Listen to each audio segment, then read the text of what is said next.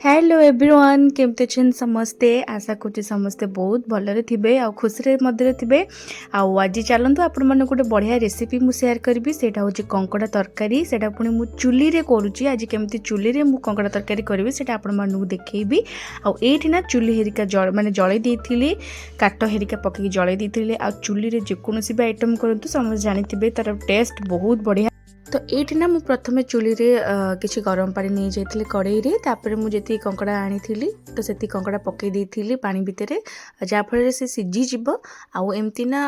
Normally प्राय भी केत जन कंचारे भी करती माने कंचारे करती सीझे न था डायरेक्ट छड़े करती किंतु एठी ना मु पानी रे पकेबी आगो कंकड़ा को सीझी सारा पर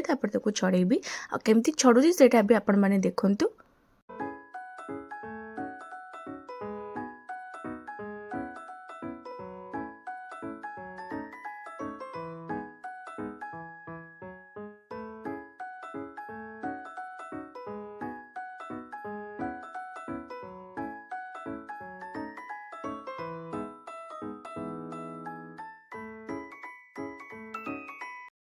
तो आपण मैंने ये देखिपे कंकड़ा भी सीझी आसला कहीं जेहेतु टे माने नाली पड़ी आसला तो जानवे कि यहाँ सीझी आसला आउ टे सीझिले से पूरा कंप्लीट हो। तो ये ना मु आलू गुड़ाक एमती लंबा हरिका काटी देथिली आउ काटिकी ताकू टिके तेल देकी बढ़िया किना टिके भाजी देथिली एति भाजीबेनी अल्प टिके किछि भाजीबे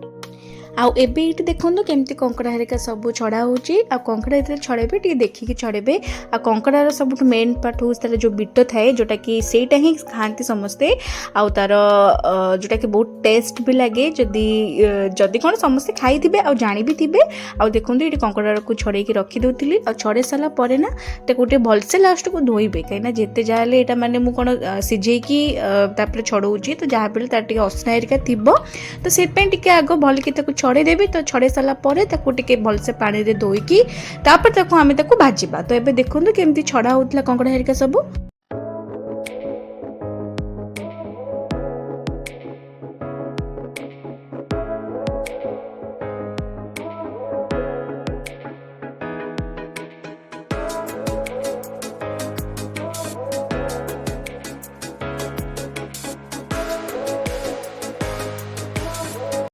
तो यही कंकड़ार ना मो ऊपर खोलटा जो थाए तो सहीटा मु बाहर करके पकईदेवी आउ किसी जन भी ऊपर खोल साहा पूरा माने तार जो लगी था ऊपर जो खोलटा पूरा सेमती रोसई भी करता किंतु ये मु कंकड़ार ऊपर भागटा जो खोलटा तार बाहर करके पकईदेवी आ तार गोड़ जमी तार बिट है ये सब जिनस गुड़ाक बढ़िया किना बाहर करके मु भलसे लास्ट को धोईबी आउ समस्ते भावती बोधे टिके कष्ट बोली किंतु किसी कष्ट न थाए टिके बास जानीदेले आराम से बढ़िया किना करहब बढ़िया गोटे तरकारी भी बनी हम कंकड़ा। तो मु एबे एठी कंकड़ा गुड़ाक भल किना छड़ेकी भल भाव में धोई देइतिली समस्त भल भाव में धोइबे धोई सारा परे ना एठी भल किना मु भाजी दउथिली आउ समस्ते भल किना भाजीबे भाजी सारा परे जेमती आपण माने देखिथिबे मु आगुरु आलू गुड़ाक लंबा हरिका काटिकी रखी देइतिली तो कंकड़ा सिझिबा टाइम रे ही मु आलू गुड़ाक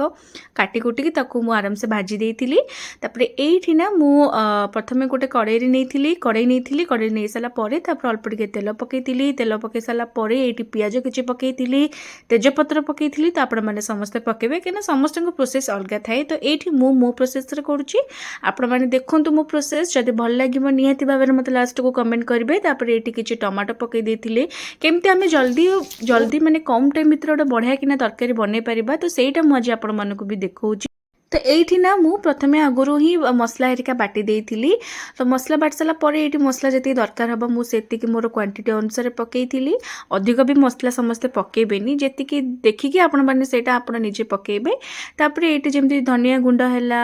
हलदी है लंका गुंड है जी सब जहाँ अच्छे सब पकई देइथिली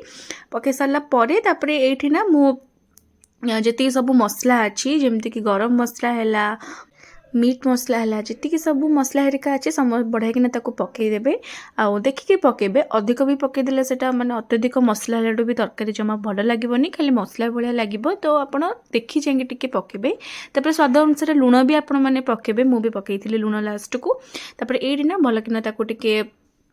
कषिबे आ मसलाटा कषियापाई भी टिके समय छाड़े तो ये सब मसला पकई देइथिली आ देखंतु आगु केमती प्रोसेस रे मु करूची तरकारीटा।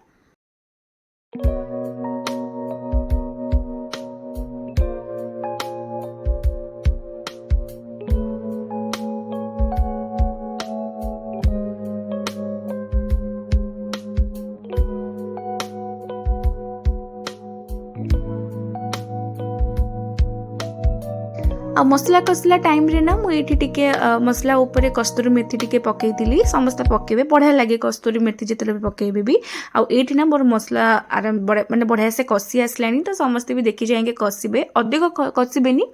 आउ मसलाटा भी बढ़िया देखा भी आपण मैंने देखिपे।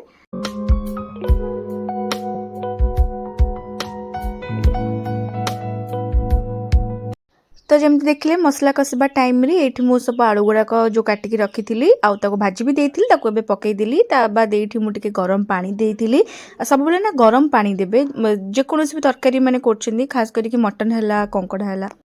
तो ये अलमोस्ट पाखापाखि कंकड़ा तरकारी हो गला आउ ए कंकड़ा गुड़ाक ऊपर पकई देती भलसे घाटी देवे घाटी सारापर ताको किसी समय छाड़ीदेवे पानी माने गरम पानी जमी पकई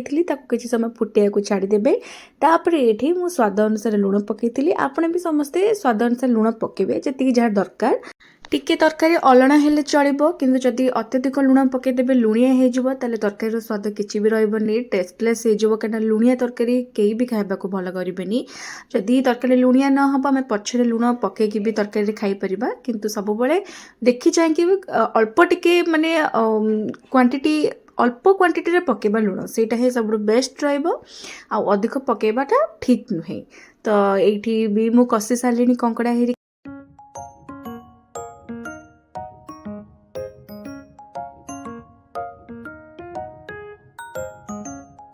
तो एबे ना मो तरकारी गरम पानी देदेली समस्ते मते गरम पानी देबे आ मोर तरकारी हो गलानी फास्ट खाली फुटिया समस्ते छाड़ीदेवे मुझे ये किसी समय फुटिया छाड़देवी। तो एबे ये मो तरकारी फुटी आसला आ समस्त धनिया पत्र पकेबे कहीं धनिया पत्र पकेले तरकारीटा आहरी टेस्ट लगे मुझे देखा भूली जाइए। तो एबे ये गरमा गरम तरकारी मुझे आसती खावाई कंकड़ा तरकारी तो बहुत भल थी एमती लगे कंकड़ा तरकारी रेसिपी निहाती भाव समस्ते कमेंट करें कहबे। Thank you.